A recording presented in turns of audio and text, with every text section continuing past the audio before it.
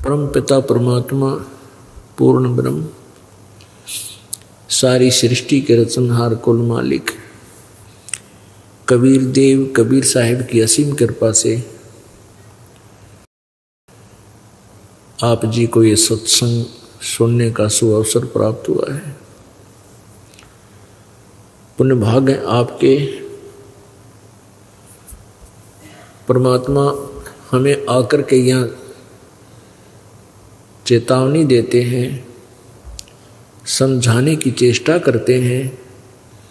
वो परमात्मा सतलोक से चलकर आते हैं, अपने अमर लोक से चलकर आते हैं, यहाँ एक जन साधारण की भूमिका करते हैं और अपनी प्यारी आत्माओं को अपनी अमर वाणी के द्वारा ज्ञान कराते हैं कि तुम इस लोक के रहने वाले नहीं हो, तुम्हारे साथ एक बहुत बड़ा धोखा इस काल ने किया हुआ है। कर्मों के बंधन से आपको बांध रखा है और इन कर्मों के बंधन को केवल कबीर परमेश्वर स्वयं ही आकर के काट सकते हैं और किसी के बस की बात नहीं है। तो परमात्मा हमें आकर याद दिलाते हैं, मात पिता मिल जावेंगे, मात पिता मिल जावेंगे, 184 माँ सतगुरु सेवा और बंदगी भाई फेर मिलन की ना। पुण्यात्माओं, ये सतगुरु सेवा यानी सत्संग के अंदर आना, सतगुरु जी के बताए अनुसार साधना करना, ये भक्ति बंदगी यथार्थ साधना, ये फिर नहीं मिलेंगी। ये मानव शरीर में ही प्राप्त हो सकती है और अन्य शरीरों में जैसे हम पशु पक्षी जलचर जंगली जानवरों किसी भी योनि में चले जाएंगे, वहाँ भी हमें माता पिता मिल जाएंगे। यदि हम यहाँ माता पिता संतान संपत्ति के ही ऊपर हम आसक्त रहते हैं, भगवान की भक्ति नहीं करते हैं, इसलिए परमात्मा हमें याद दिलाते हैं कि भाई ये माता पिता तो तुम्हें आगे भी मिल जाएंगे। कुत्ते की योनि में गए वहाँ माता पिता, गधे की योनि में गए वहाँ माता पिता, किसी भी योनि को हम प्राप्त करेंगे वहाँ भी ये परिवार फिर ऐसे ही जुड़ जाएगा। लेकिन मानव शरीर हाथ से छूटने के उपरांत ये सतगुरु सेवा और बंदगी यानी भक्ति सत साधना, ये फेर मिलन की ना। इसलिए वो परमात्मा स्वयं आते हैं, आप जी को ये ज्ञान कराते हैं कि तुम यहाँ के रहने वाले नहीं हो। लेकिन आप जी के साथ काल ने ऐसा बंधन बांध दिया, ऐसा धोखा कर दिया, आपकी ऐसी व्यवस्था बना दी, ऐसे लोक वेद दंत कथा ऐसी फैला दी, आप जी को केवल ये संतान संपत्ति ही अपनी नजर आती है। परमात्मा कहते हैं काया तेरी है नहीं, ये काया तेरी है नहीं, ये माया कहाँ से हो। ओए होए, आज चाहे आप कितनी ही अच्छी पोस्ट प्राप्त हो, कितना ही आपके पास धन है, संपत्ति कार कोठी है, और मृत्यु जो डेफिनेट होनी है उसको हम भूल रहे हैं और वो कभी भी हो सकती है। हम अटकल लगाकर बैठे हैं, अप्रोक्सीमेशन किए हुए हैं, अंदाज़ा लगाए हुए हैं कि 80-90 वर्ष तक तो मानव का जीवन रहता ही है। ये तो हम अपनी एक सोच है, हम उस समय भूल जाते हैं कि कोई 20 वर्ष की उम्र की आयु में मृत्यु को प्राप्त हो जाता है, कोई 30 वर्ष की में, कोई 25 वर्ष में। कोई 10 वर्ष, कोई 15 वर्ष। तो ये आयु हमारी 80-90 की कहाँ हुई? और मान लीजिए 80-90 की भी है तो 60-70 वर्ष के बाद ये शरीर आपकी जान का झाड़ बन जाएगा। आप हाथ जोड़न लग जाओगे, भगवान ठाले, हे परमात्मा इस नरक से निकाल दे। उठा जा ना बैठा जा, कदे गोडे भड़के, कभी आँख बनवानी, कदे जाड़ पड़वानी, कदे कहीं दर्द, कदे कहीं दर्द, लचर पचर काया करे। तो कहने का भाव ये है कि इस मानव शरीर का हमें सदुपयोग करना चाहिए। सदुपयोग का ज्ञान सत्संग से होता है। आज सुबह के सत्संग में आप जी को बताया था कि 3 लोक और भवन चतुर्दश कोई नहीं सत्संगी। 21 ब्रह्मांड के अंदर इस एक ब्रह्मांड का विवरण बताते हैं। 3 लोक, पृथ्वी लोक, पाताल लोक और स्वर्ग लोक, और 21 ब्रह्मांड, इनसे अलग 14 भवन, 3 लोक और भवन चतुर्दश कोई नहीं सत्संगी। यानी इस ब्रह्मांड के अंदर कोई भी सत्य यथार्थ भक्ति मार्ग से परिचित नहीं है। आज सुबह के सत्संग में आप जी को वो कंसेप्ट क्लियर कर दिया था। तो आप जी कितने सौभाग्यशाली हो, आपकी कितने पुण्य हैं, आप जी को सत्संग प्राप्त है।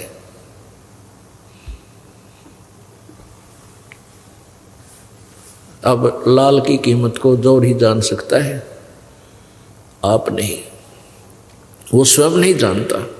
तो ये दास जौहरी है, आप लाल हैं। आपकी कीमत, आपकी किस्मत, आपके जो शुभ कर्म जन्म जन्मांतर के, ये दास बता सकता है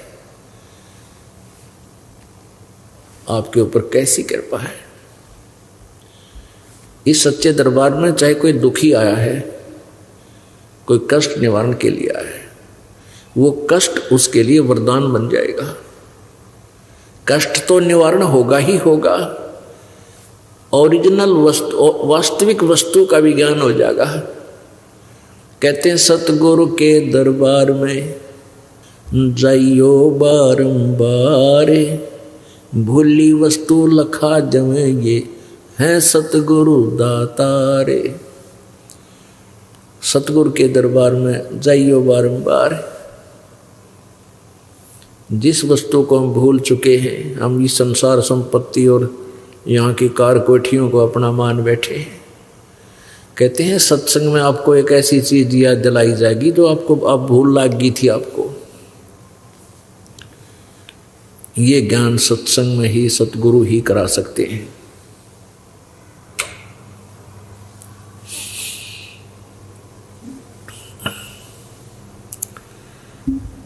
काया तेरी है नहीं, ये माया कहाँ से हो, चरण कमल में ध्यान रखो, इन दोनों को खोए। परमात्मा कहते तो तुझे संपत्ति ना अपनी मान्य बैठा, तेरा शरीर अपना को नहीं। आज मृत्यु हो जाए बता, कल शमशान घाट में फूक फाक के और कर देंगे काम। या काया तेरी नहीं है, संपत्ति के चिपटा बैठा था। परमात्मा कहते हैं हमारी शरण में आने के बाद तेरी सारी तो व्यवस्था करेंगे हम, क्योंकि प्रत्येक प्राणी धनी बनना चाहता है और धनी बनने के लिए वो दिन रात प्रयत्न करता है। दिन में मेहनत करता है, रात में सकीम बनाता है, लेकिन फिर भी कुछ नहीं बन पाता। परमात्मा कहते हैं जय तुझे राजपाट भी चाहिए, मारा इधर ले ध्यान। अगर तुझे धन चाहिए और राजा बनना चाहता है तो वो भी हम ही बना सकते हैं। आपके भाग्य में नहीं है ये साधना, हम बताएंगे, आप कीजिए, आपको वो भी मिलेगा। लेकिन इस राज्य की आपको फिर इसके मेरिट्स एंड डीमेरिट्स भी आपको साथ बताए जाएंगे। मेरिट्स यानी इसके लाभ हानि भी राज्य के साथ बताए जाते हैं फिर आप राज नहीं चाहोगे। फिर कहने का भाव ये है परमात्मा का कि जहाँ तू डले ढो रहा है, जो साधनाएं आप जी कर रहे हो और जिन भगवानों को आप सुप्रीम पावर मान बैठे हो, वो आपके भाग्य में परिवर्तन नहीं कर सकते। मासा घटे न तेल बढ़े, विद ना लिखे जो लेख, सच्चा सतगुरु मेट कर ऊपर मार दे मेख। अब कहते हैं मासा घटे ना तिल बदे, यानी कोई नो चेंज एट ऑल। आपके भाग्य में किसी प्रकार का कोई परिवर्तन ना श्री ब्रह्मा जी कर सकते, ना विष्णु जी, ना शिव जी, और न ब्रह्म कर सकता, न पर ब्रह्म कर सकता, केवल परम अक्षर ब्रह्म कर सकता है। और उस परम अक्षर ब्रह्म कब करेगा? आप उसकी शरण में आ जाओगे। गीता जी अध्याय नंबर 18 के श्लोक 62 में कहा कि अर्जुन तू सर्वभाव से उस परमेश्वर की शरण में जा, जिसकी कृपा से तू परम शांति और सनातन परम धाम शाश्वतम स्थानम, शाश्वतम माने सदा रहने वाला, अविनाशी, कभी नष्ट ना होने वाला, कभी समाप्त न होने वाले उस लोक को प्राप्त होगा, उस स्थान को प्राप्त होगा, यानी सतलोक चला जाएगा। किसकी शरण में जावे? गीता जी अध्याय नंबर 8 के श्लोक नंबर 1 में अर्जुन ने पूछा कि आपने गीता जी अध्याय नंबर 7 के श्लोक नंबर 29 में जिस तत्ब्रह्म का जिक्र किया है कि उसको जानने के उपरांत और सारे आध्यात्मिक कर्मों से परिचित होने के उपरांत और इस ज्ञान से परिचित, तत्व ज्ञान से परिचित होने के उपरांत प्राणी जरा और मरण, जरा माने बुढ़ापा, वृद्धावस्था, और मरण मृत्यु से ही छूटने का प्रयत्न करता है। वो कौन है? वो तत्ब्रह्म, किम तत्ब्रह्म, 8वें अध्याय के प्रथम मंत्र, 8वें अध्याय के 3रे श्लोक में गीता ज्ञानदाता कहता है वो परम अक्षर ब्रह्म है। यानी गीता ज्ञानदाता से कोई और सुप्रीम पावर है, जिसकी शरण में जाने से परम शांति, परम शांति को और सनातन परम धाम को, सतलोक को प्राप्त होगी।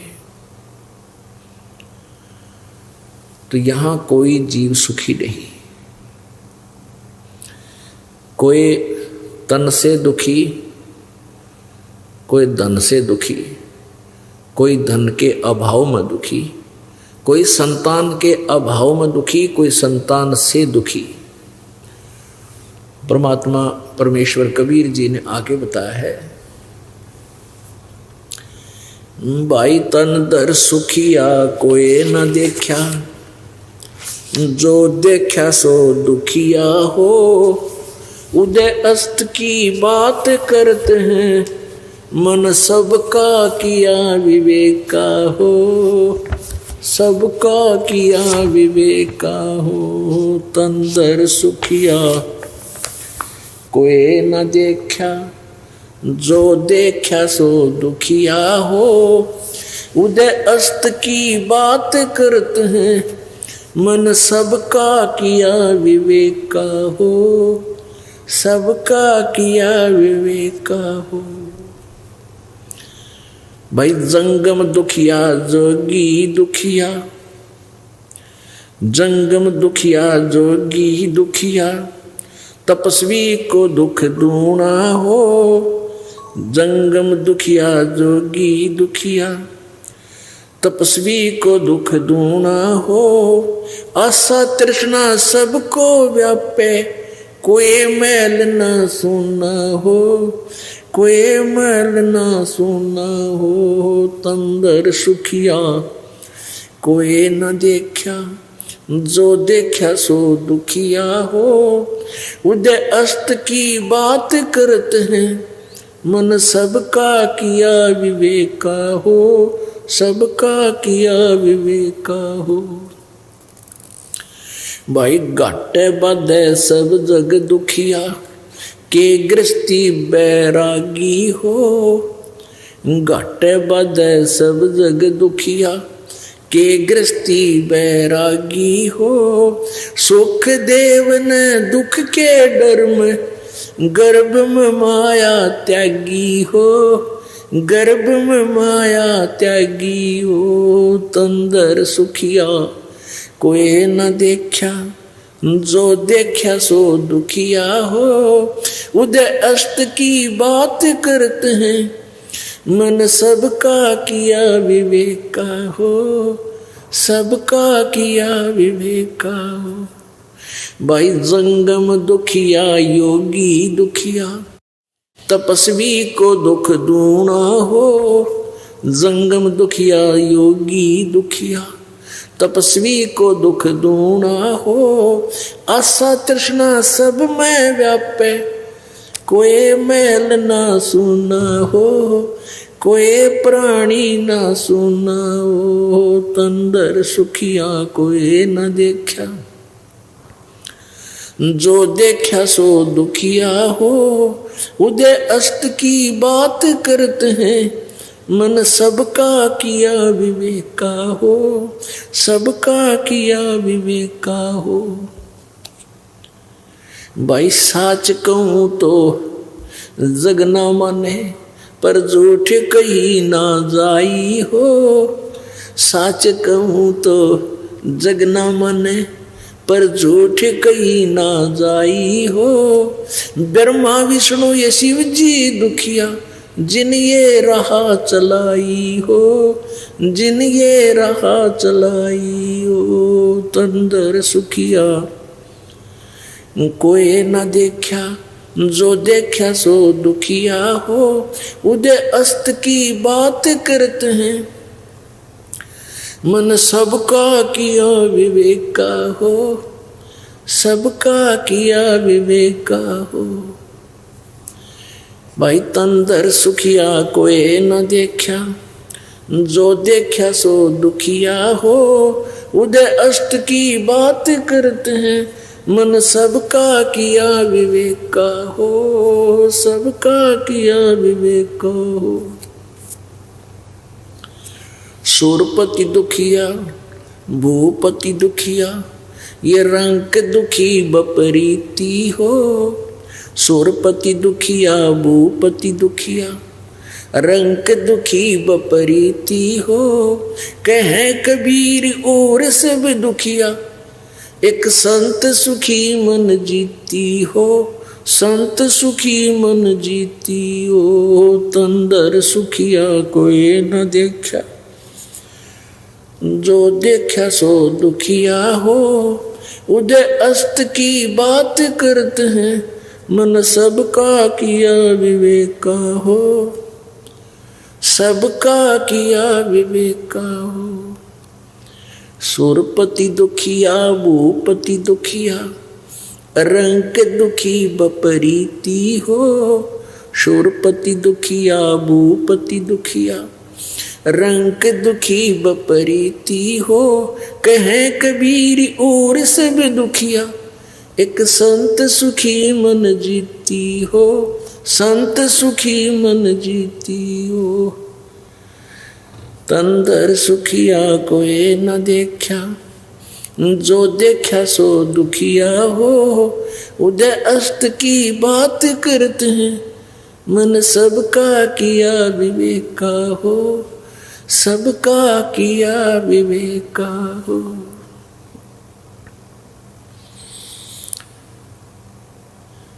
पुण्यात्माओं, परमात्मा ने ऐसी गहरी और गूढ़ रहस्य की वाणियां हमें सुनाई हैं, बोली हैं, लेकिन इन काल के दूतों ने परमात्मा तक हमें नहीं पहुंचने दिया। नकली संतों ऋषियों महर्षियों ने। इसलिए परमेश्वर ने स्वयं आना पड़ता है। स्वयं आए थे 600 वर्ष पहले, सन 1398 में, ज्येष्ठ सन 1455, विक्रमी संवत 1455 ज्येष्ठ सुदी पूर्णमासी को, यानी जेठ उतरते की पूर्णमासी पूर्णमासी को सुबह सुबह परमात्मा काशी शहर में बने हुए एक लहर तारा नामक तालाब में विकसित कमल के फूल पर आके नवजात शिशु रूप धारण किया था, सतलोक से चलकर आए थे। एक नीरू नीमा नाम के जुलाहा पति पत्नी स्नान करने के लिए सरोवर में गए थे। सुबह सुबह बच्चे को ले आए थे अपने घर पे। वो जुलाहा थे, जुलाहे का कार्य करने के कारण परमात्मा भी जुलाहा कहलाए, यानी कर्म से ही जाति बनती है, कोई जाति जन्म से नहीं होती। तो वो परमात्मा 600 वर्ष पहले आए थे और परमात्मा परमेश्वर जो लीला किया करते हैं वो तो परमात्मा वैसी ही लीला किया करते हैं। जैसे सूर्य उदय होता है तो अंधेरे का नाश किया ही करता है, ऐसे ही परमात्मा, ये लक्षण है, ये उसका सूर्य के बारे में, ये सूर्य के गुण हैं। तो ऐसे ही परमेश्वर के गुण हैं जो वेदों में गीता जी में लिखे हुए हैं। तो जो गुण परमात्मा के होते हैं वो कबीर परमेश्वर जी ने 600 वर्ष पहले वो चित्रार्थ कर रखे हैं। और आज हम अपने भगवान को पहचान लेंगे, क्योंकि हम वेदों को श्रेष्ठ मानते हैं। वास्तव में वेद श्रेष्ठ हैं ही, सत्य है। और वेदों में जो लिखा है वो हमें मानना अवश्य चाहिए। पुराणों में जो लिखा है, पुराणों को भी हम विशेषकर हिंदू समाज के तो पुराणों को हम श्रोधार्य ही मानते हैं। तो जो पुराणों में आज वर्णन है वो हमें आज भी मानना चाहिए। पहले हम नहीं समझ सके, हमारे को गलत गाइड कर दिया है नकली संतों, ऋषियों ने, गुरुओं ने, ब्राह्मणों ने, तो हम अभी तक भ्रमित थे। अब हमें दिशा मिल गई, रोशनी, अंधेरे में हम भटक रहे थे, रोशनी हुई, सूर्य उदय हुआ इस तत्व ज्ञान का, इसकी रोशनी में अब हम सुमार्ग पर चलेंगे और चलना चाहिए। ये हमारा एक बुद्धिमान व्यक्ति का कर्तव्य होता है। तो परमात्मा ने 600 वर्ष पहले जब आए थे वो लीला की थी, जो जिसका समर्थन आज वेद कर रहे हैं, जिसका समर्थन गीता जी कर रही है, जिसका समर्थन जो ज्ञान परमात्मा ने दिया था उसका समर्थन आज पुराण कर रही है, कुरान कर रही है, बाइबल कर रहा है। तो पुण्यात्माओं, आज हम अपने भगवान को पहचान लेंगे। पहले हमारे को किसी ने कुछ भगवान बता दिया, एक मिट्टी का रख दिया कोई खिलौना सा, ये तेरा भगवान, हमने वो ही मान लिया, क्योंकि हमें परमात्मा की चाह थी, आज भी है। अब जैसे मूर्ति रख दी भगवान की, श्री कृष्ण जी की, विष्णु जी की, तो हमने स्वीकार कर लिया। विष्णु जी के गुणगान उन्होंने सुनाए, हमें मान लिया। कहाँ से सुनाए उन्होंने विष्णु जी और ब्रह्मा शिव जी के गुणगान, गुण कहाँ से सुनाए? विष्णु पुराण से विष्णु जी के, शिव पुराण से शिव जी के। तो किसी ने बताया कि भगवान की मूर्ति है, इसी की पूजा से तेरा मोक्ष हो जाएगा, हमने वो भी शुरू कर दिया। तो ये भूल थी, ये गलत था। मूर्ति बुरी नहीं, मूर्ति की पूजा गलत है। मूर्ति का होना अनिवार्य है। मूर्ति से हमें प्रेरणा मिलती है। जैसे हम किसी सूरवीर की मूर्ति देखते हैं, चित्र देखते हैं, और उनके गुणों से हम परिचित होते ही हैं, तो गुणों से परिचित होने से उसकी मूर्ति देखते ही हमारे अंदर भी वैसा ही भाव बन जाता है। जैसे हम सेब की मूर्ति देखते हैं, आम का चित्र देखते हैं, आम की मूर्ति देखते हैं, तो हमारे अंदर उसके गुणों का ज्ञान होते ही उसको पाने की भी इच्छा बढ़ जाती है। तो ऐसे ही जो मूर्ति भगवान की, विष्णु जी की, शिव जी की, कृष्ण जी की, राम जी की, हमारे को हम जिसकी पूजा करते थे वो पूजा नहीं करनी थी। उसकी पूजा से हमें कोई लाभ नहीं होना था मूर्ति की। हमने उस मूर्ति वाले भगवान को पाना है।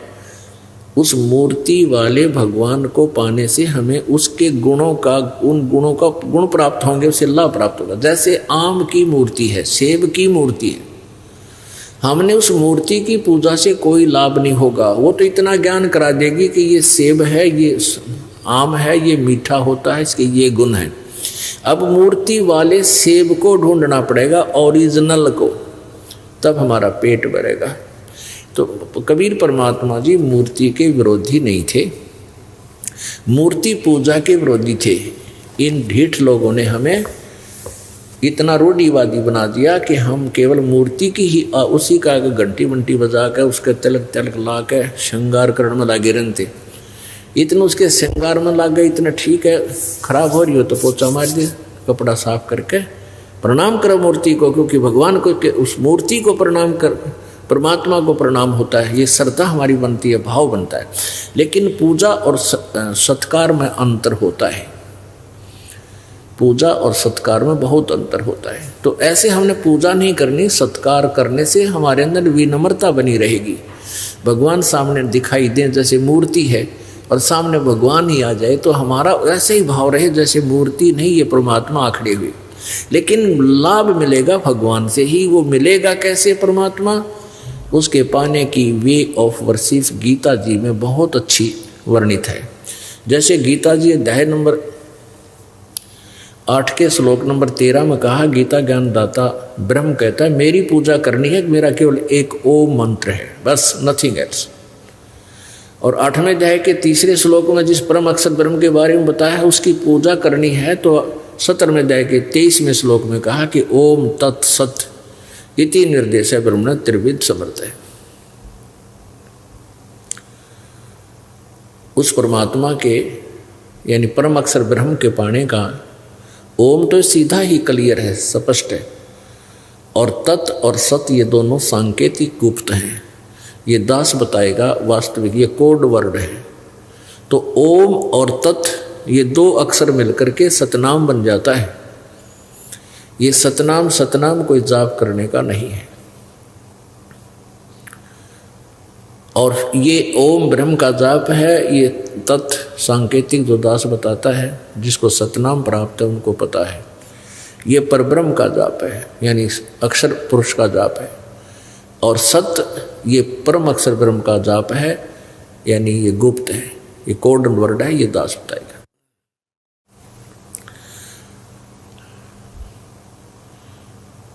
हमने उस परमात्मा को पाना है, मूर्ति से कोई लाभ नहीं होगा। हमने उस परमात्मा को पाना है जिसकी हम खोज कर रहे हैं, जिससे हमें पूर्ण लाभ होगा।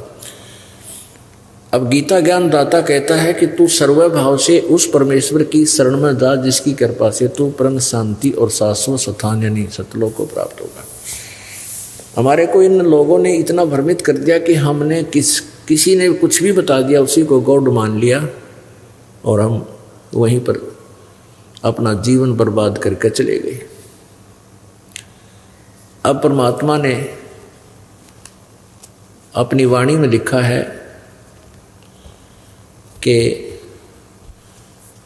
जो ज्ञान, जैसे वेदों का ज्ञान, पुराणों का ज्ञान है, ये भी ज्ञान है। लेकिन गीता जी अध्याय नंबर 4 के श्लोक नंबर 32 में कहा कि जो यथार्थ ज्ञान है धार्मिक अनुष्ठानों का, यज्ञों का, विस्तार के साथ सच्चिदानंद घन ब्रह्म की वाणी में, यानी ब्रह्मणे मुखे सच्चिदानंद घन ब्रह्म की वाणी में विस्तार से कहा गया है। और उस ज्ञान के समझने के बाद सर्व कर्म बंधन, सभी बंधनों से तू मुक्त हो जाएगा। उस ज्ञान को चौथे अध्याय के 32वें श्लोक में ही कहा है, 34 में कहा है, चौथे अध्याय के 34वें श्लोक में कहा है कि उस ज्ञान को तू तत्वदर्शी संतों के पास जाकर समझ। कहने का भाव ये है कि जो ज्ञान सच्चिदानंद घन ब्रह्म की वाणी में है वो वेदों और गीता में नहीं है, पुराणों में तो मतलब है नहीं। पुराण तो ये ब्रह्मा विष्णु महेश और इनके जो वंशज हैं, पुजारी हैं, इनकी अपना अनुभव है। और वेद और गीता ये ब्रह्म द्वारा दिया गया यथार्थ भक्ति ज्ञान है। लेकिन है किस सत्र का? ये ब्रह्म तक की तो भक्ति है इसमें, और ज्ञान पूर्ण परमात्मा का भी है। मैक्सिमम ज्ञान उसी पूर्ण परमात्मा का। तो 600 वर्ष पहले परमात्मा जो आए थे वो लीलाएं जो की थी, और वही ज्ञान परमात्मा ने अपनी सच्चिदानंद घन की वाणी कबीर वाणी में लिपिबद्ध करवाया था। उसमें क्या बोला है, तारा मंडल बैठ कर ये चांद बड़ाई खावे, उदय भया जब सूरज का स्यों तारों छिप जावे। अब सच्चिदानंद घन ब्रह्म की वाणी में कबीर जी के तत्व ज्ञान के समक्ष ये समझो सूर्य उदय हो रहा है परमात्मा के सत्यथार्थ ज्ञान का। इस ज्ञान के सामने जैसे कहते हैं तारा मंडल बैठ के चांद बड़ाई खावे, अंधेरी रात में और चंद्रमा खिल रहा हो, बहुत कुछ है लेकिन काम चलाऊ। चंद्रमा की रोशनी होती है लेकिन काम चलाऊ होती है। और वो तारा मंडल यानी तारों से ज़्यादा चमकीला होने के कारण वो अधिक महिमावान होता है। और जब सूर्य निकल जाता है तो न तारे दिखाई देते और न चंद्रमा दिखाई देता। तो तत्व ज्ञान जब आपके समझ में आ जाएगा, आपको फिर वेदों और गीता जी की आवश्यकता नहीं रहेगी। अब वेदों और गीता जी की आवश्यकता और पुराणों की हमें इसलिए है कि हम तत्व ज्ञान को समझ सकेंगे इनसे। और जब हमें तत्व ज्ञान यानी सूक्ष्म वेद का ज्ञान हो जाएगा, पांचवें ज्ञान का, फिर तो सूर्य उदय हो जाएगा। फिर किसी प्रकार का आध्यात्मिक अज्ञान आपके हृदय में नहीं रहेगा। अब प्रसंग चल रहा है कि हम परमात्मा की खोज किस लिए कर रहे थे। कोई तो दुख निवारण के लिए, और कोई किसी कारण के लिए, कोई किसी कारण के लिए, लेकिन वो कष्ट भी निवारण हमारे नहीं हुए। अब परमात्मा हमें आकर के याद दिलाते हैं कि जिस लोक में तुम सुख ढूंढना चाहते हो, यहाँ सुख है ही नहीं। पुण्यात्मा, परमात्मा की एक एक वाणी का बहुत गहरा रहस्य है, बहुत गुप्त गूढ़ रहस्य है। और आप जी बिल्कुल बालक हो, जैसे 2-3 वर्ष का बालक होया करे, 2-3 के वर्ष के बाल जैसे आप हमारे बच्चे हो गए। दो प्रकार की जो ना परिवार होता है, एक तो बिंद से माता पिता के संयोग से वो परिवार है, वो भाई बहन है, वो संतान है, बेटा बेटी है। और दूसरा परिवार होता है वचन से, शब्द से, नाद से, एक बिंद से एक नाद से। तो आप जी हमारे पुत्र हो, पुत्री हो, नाद से वचन के, यानी उपदेश ले लिया। उपदेश लेने से आप हमारे बच्चे बन गए, हमारे बालक हो गए, हमारा परिवार बन गया। तो कहते हैं आप अभी इस भक्ति मार्ग में जन्म आपका उस दिन है जिस दिन आपने नाम लिया। तो आप कोई 6 महीने का है, कोई 2 महीने का, कोई 2 वर्ष का। और जो हो गए इस क्रोथा कांड से पहले जो थे वो तो हमारे, जो तभी नाम लिया था वो तो अभी बालक ही हैं, लेकिन उससे पहले जो थे वो तो काफ़ी समझते हैं इस ज्ञान को। तो कोई 2 वर्ष का है, कोई 3 वर्ष का है और कोई 4 वर्ष का है। तो आप जी को अभी कंप्लीट नॉलेज नहीं हो पाया है, आप मैच्योर नहीं हो, आपके विचार अभी बालक हो, लेकिन आप हमारे बच्चे होने के कारण इस दास के द्वारा दिए गए ज्ञान में आपको कोई शंका नहीं, लेकिन आपकी बुद्धि ग्रहण नहीं कर पा रही, जो दास बताना चाहता है। जैसे एक छोटे से बालक ने, माता पिता कहते हैं कि ले बेटा वो पेन लिया, वो पेन उठा लेता है, जैसे कहीं रखा हो पेन उठा लिया, और उससे अपने पिता से पूछता है कि पिताजी, पापा ये क्या है? तो वो बताता है बेटा पेन है, कलम है, ये कलम है, पेन है, ये पेन है, वो करता करता और उसको वहीं रखकर चला जाता है, खेलने लग जाता है। उसको ही उसको समझ में नहीं आ रहा कि पिताजी कहना के चाह रहा है, वो प्रसन्न भी कर रहा है। तो पुण्यात्मा, लेकिन उसको इस चीज का डाउट भी नहीं है कि पिताजी गलत कह रहा होगा, गलत कह रहा है। इसी प्रकार आप अभी बालक हो जिसने कंटिन्यूस 3 वर्ष इस दास का सत्संग यहाँ सुन लिया, और या फिर सीडी वगैरह लेकर जो ज़्यादा इंटरेस्टेड हैं सीडी ले जाते हैं, किताबें पढ़ते हैं, वो महीने 2 महीने 6 महीने साल तो उनको लग ही जाता है। और कंप्लीट ज्ञान तो 3 साल में होगा आपको। कंप्लीट मीन फिर आपको दास जो कहेगा वह सारी समझ में आओगी। जब बच्चा बड़ा हो जाता है उसको कहते हैं रे वो पेन ला उठाकर, वो दौड़ा दौड़ा जाता है और पेन उठाकर ला कर दे देता है। अब उसकी बुद्धि काम करने लगेगी।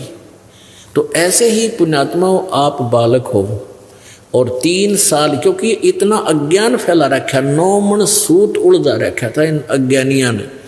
अब ये सुलझ गया, अब धीरे धीरे आपकी समझ में आओगा।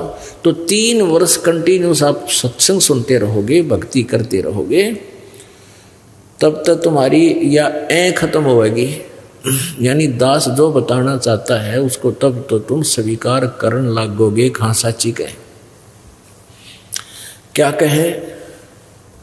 झूठे सुख को सुख कहे, झूठे सुख को सुख कहे, ये मान रया मन मोदे, ये सकल चबीना काल का, भाई कुछ मुख में कुछ गोदे।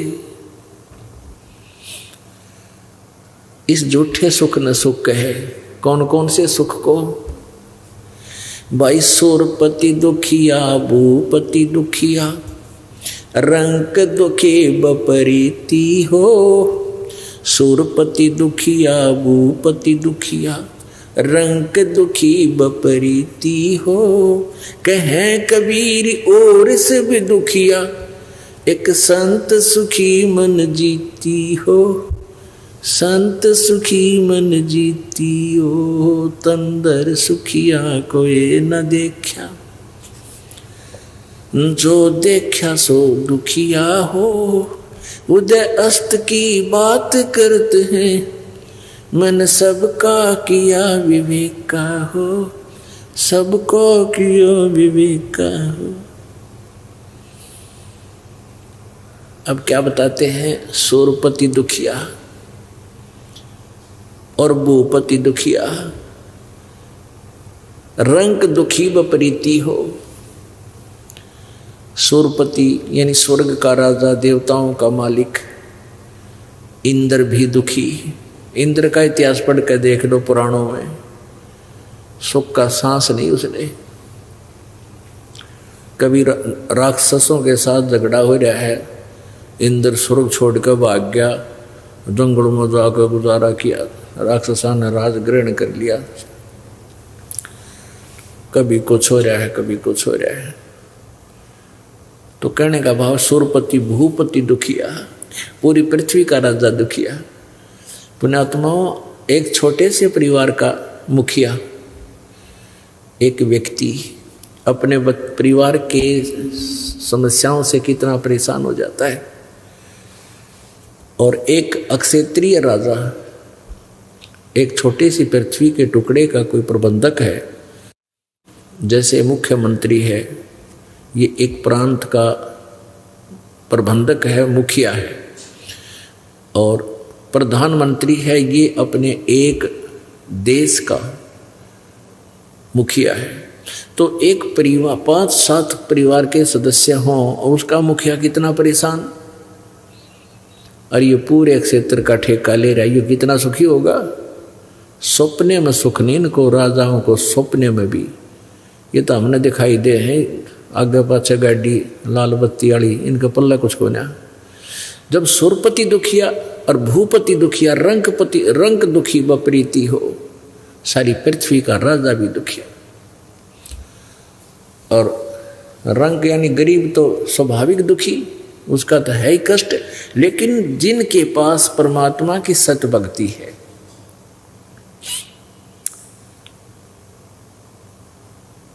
परमात्मा की सत भक्ति है, वो सबसे सुखी और सबसे धनवान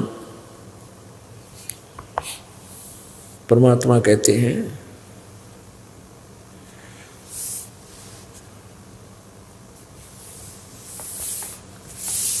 कबीर सब जग निर्धना,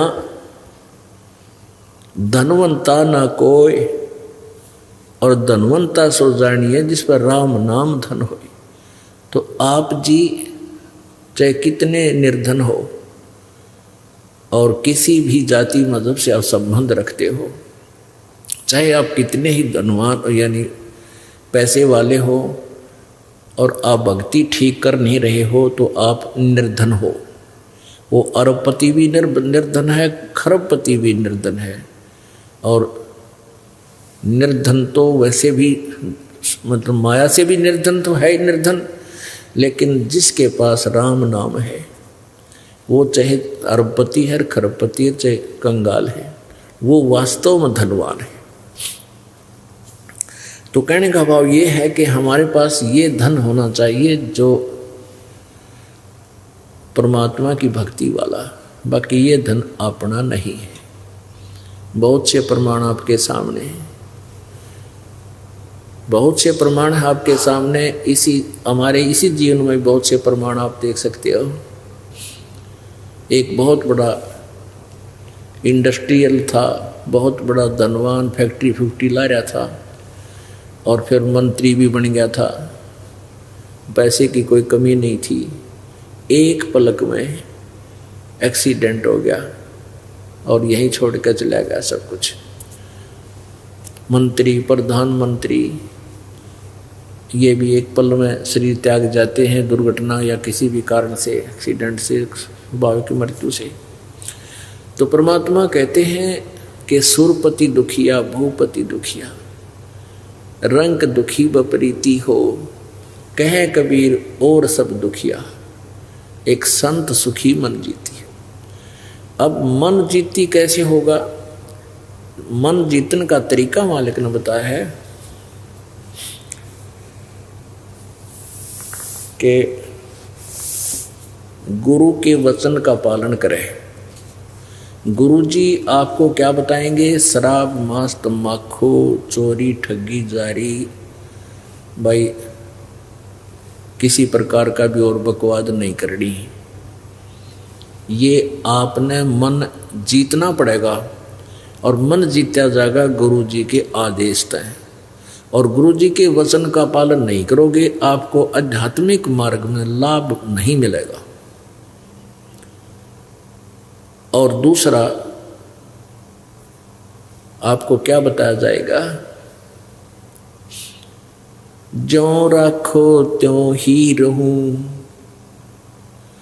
ज्यों राखो त्यों ही रहूं, अमरा के चारा खाने जाद खरीद हूं, गुलाम तुम्हारा। परमात्मा की रजा में राजी रहना सीखना पड़ेगा अपने। परमात्मा चाहे किसी प्रकार भी आपको रखता है, चाहे भूखा रखता है, प्यासा रखता है, पर कि तो ये ऐसा नहीं होगा कि भूखा और प्यासा आपको रख ले भगवान, क्योंकि ये दयालु मालिक है। उसके बच्चे जो सही भक्ति पर लग रहे हैं वो भूखे प्यासे नहीं रह सकते हैं, उनकी परमात्मा को नींद नहीं आओ।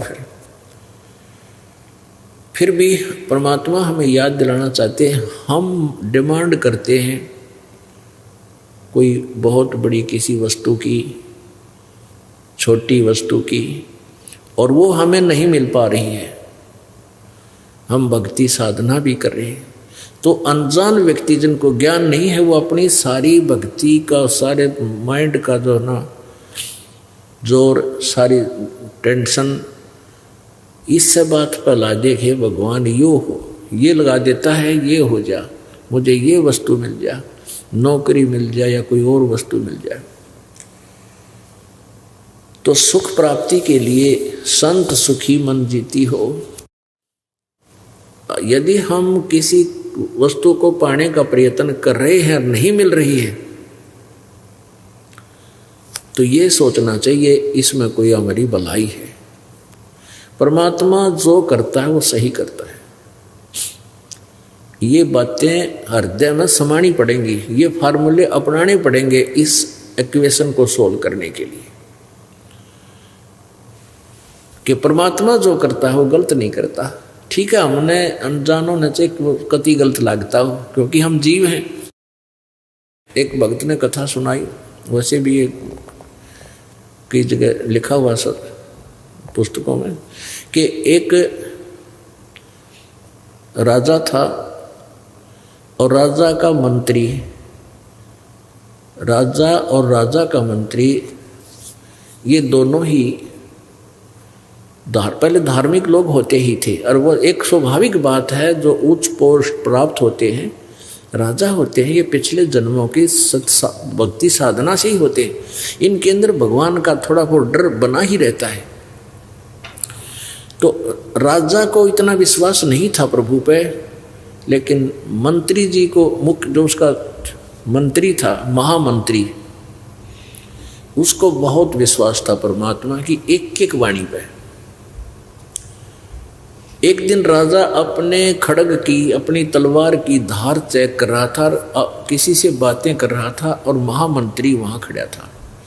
और उस महामंत्री से अन्य मंत्री जो थे वो बहुत चिढ़ते थे कि राजा इसको महत्व बहुत देता है। आगे पीछे से राजा के कान भी भरते थे कि ये महामंत्री आपका अच्छा नहीं है, ये आपका जो है हितैषी नहीं है, हमने इसके बारे में ऐसा सुना। लेकिन राजा नहीं मानता था, क्योंकि राजा ये मानता था कि धार्मिक आदमी है, भगत आदमी है, गलत नहीं हो सकता, ये ईर्ष्यावश बोल रहे हैं। तो एक दिन वो मंत्री अन्य और महामंत्री और राजा खड़े थे और तलवार की धार को ऐसे वैसे हाथ लाकर यूं चेक करते हैं। राजा का बातों में ध्यान हो गया और वो धार तलवार की इतनी तेज होती है, उंगली कट गई राजा की। और राजा ने कहा, मर गया मैं तो, भाई नाश हो गया। तो महामंत्री ने कहा कि बहुत अच्छा हुआ। अब राजा की तो 100 पे सुई गई कि देख निकम्मा आदमी, मेरी उंगली कट गिरी, उन्होंने कहा है बहुत अच्छा हुआ। तो उसके फिर वह बात भी खटक गई कि मंत्री ठीक क्या करते कि वो दुश्मन है मेरी उंगली कटी, खुशी मना रहा है, उन्होंने कहा बहुत अच्छा हुआ। राजा ने कहा कि इसको जेल में डाल दो, वो कैद में डाल दिया। 5-6 महीने के बाद राजा की वह कटी हुई उंगली का पीड़ा बंद होगी, बाकी वो टूंड सा न्योका न्यू रह गया, वो ठीक हो गया जितना था। वह कट की जरूर इतनी, वो घाव भर गया उसका कटने के बाद।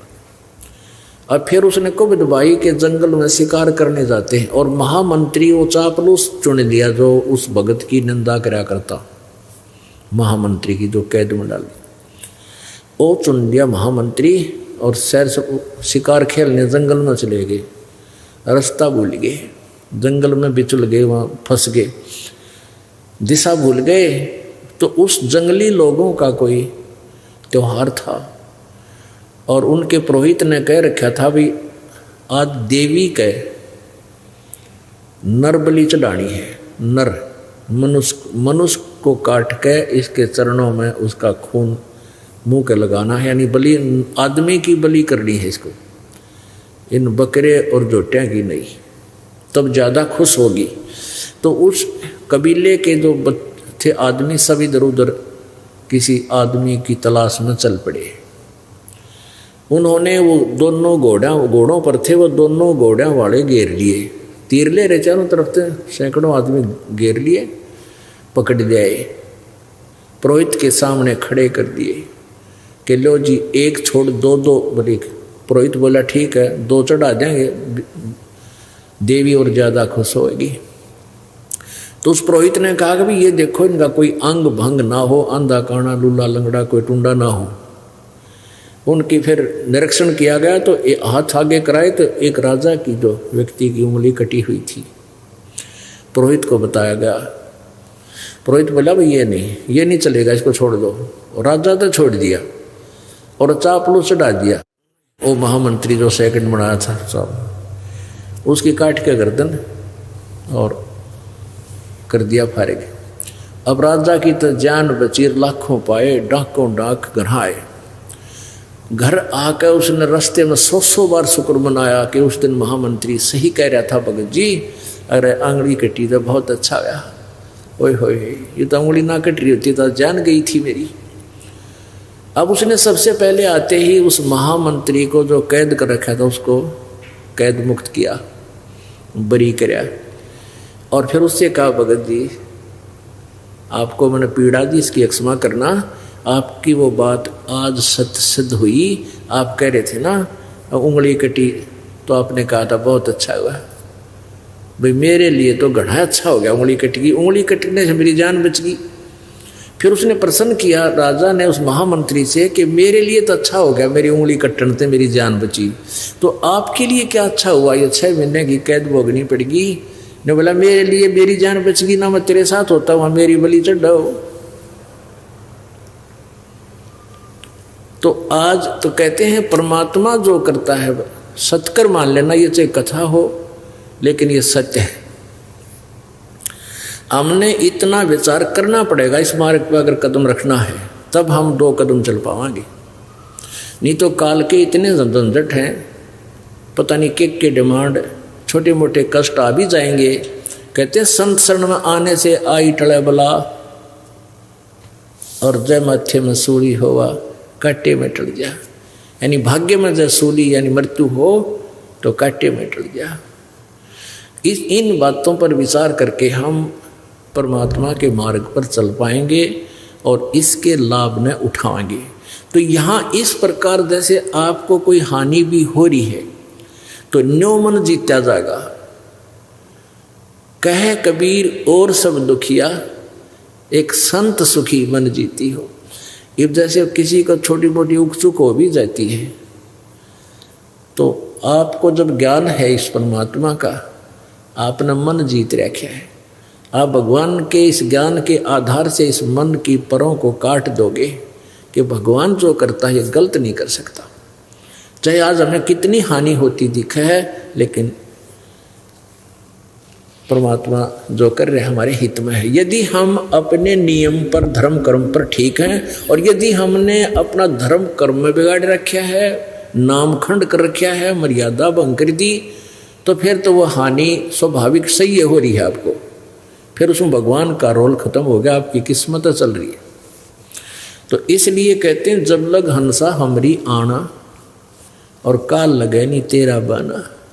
परमात्मा कहते हैं जब तक मेरा भक्त मेरी मर्यादा में रहेगा, आन में, आन कान बोलते ना, तो तब तक काल तेरा तीर नहीं लगेगा, तेरे कर्म दंड को मैं तो उसको हानि नहीं दे सकता। तो हमने भगवान की प्रत्येक मर्यादा को ऐसे पालन करना चाहिए जैसे